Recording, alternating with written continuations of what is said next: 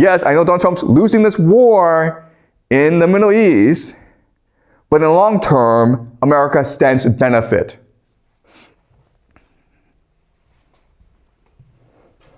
Right. Last thing I want to look at is water. Okay? Water is important because water tells us which areas are the most stable. Basically, if you have a lot of water, you're less prone to conflict. But if you don't have that much water, then you're prone to conflict, okay? So we look at, so if you're in a dark blue, you're good, okay? Nothing to worry about. If you are in the light blue, you are in a lot of trouble, okay? So if we look at this area, North America, pretty stable because lots and lots of fresh water, okay? If you look at Russia, pretty stable, lots and lots of fresh water. But if you're Africa, you're in a lot of trouble. If you're Europe, you're in a lot of trouble. If you are Middle East, you're in a lot of trouble. If you are Southeast Asia, you are not in that much trouble, but you are in some trouble, okay? So we already see how this map tells us where in the future, basically Russia and the United States, North America, are the most stable parts of the world with the most resources. And therefore, they are the most resilient, the most stable, okay?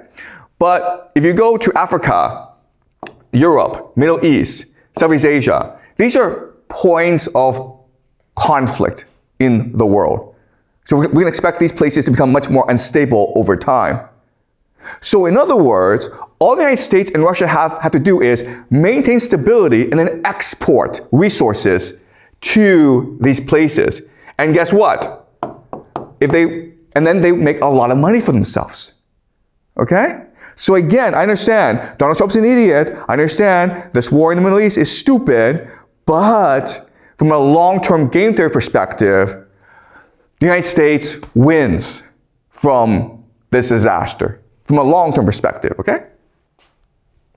Now, you look at this map, you think, well, China's pretty good too, right? Like China has a lot of fresh water. The problem with China, though, is this.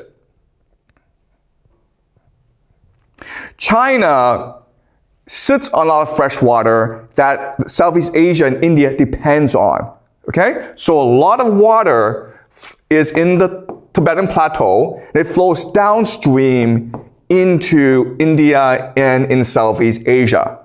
If there were a drought, using game theory, we can suspect that China might want to keep the water for itself, right? In which case, Southeast Asia and India would be very angry, okay? So this is a potential flashpoint that we have to watch out for.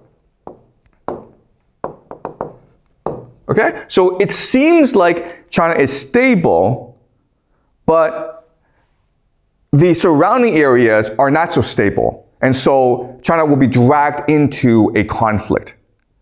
Okay? All right. So let's summarize what we've learned so far. So these are the countries with the most oil reserves, okay? Venezuela,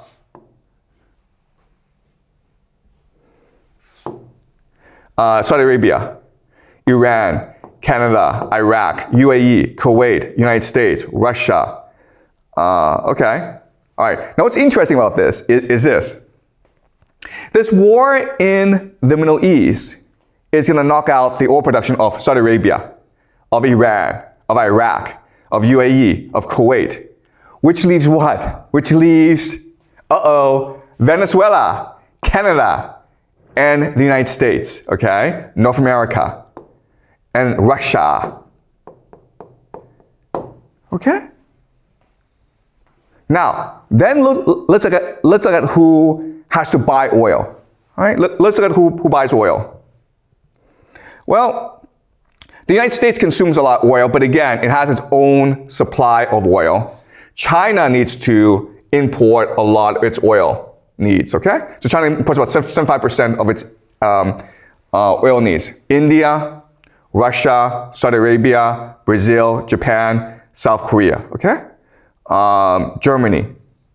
All right, so China, India, Japan, South Korea imports a lot of oil. And where does it get its oil from? The Middle East, right? So if it can't get its oil from the Middle East, then these four countries, China, India, Japan, and South Korea, will need to get the oil either from the United States or Russia. Okay? And why does this matter? Well, let's look at this. Let's look at who owns the most U.S. treasuries. Basically, if you own a lot of U.S. treasuries, it means that you are financing American debt. America right now is $39 trillion in debt. That's a lot of money, but as long as people continue to buy U.S. debt, as long as people want to buy U.S. treasuries, it's not a problem, okay? It's a Ponzi scheme. Okay. So let's look at this. Who are the biggest holders of U.S. debt? Japan, China, right? Taiwan, Singapore, Hong Kong, India. Okay, so this is all Asia. And we already said that Asia needs a lot of oil from the Middle East, right? Now let's look at others. United Kingdom is second, okay? Cayman Islands is basically just Europe as well. It's a money laundering operation, okay? Belgium, Luxembourg, Canada, France, Ireland, Switzerland. These countries are Europe. And again, where do we say most oil from the GCC go? It goes to either Asia or Europe. And now, because of the stupid war in the Middle East, Asia and Europe are now forced to buy oil from either Russia or the United States. And this is important, okay? This is important because previously, there's a fear that these countries would stop buying U.S. treasuries because America is too heavily in debt. The American economy is too much of a Ponzi scheme. So there's this great fear that Europe and Asia would move away from the US dollar and more towards Swiss francs or gold, okay?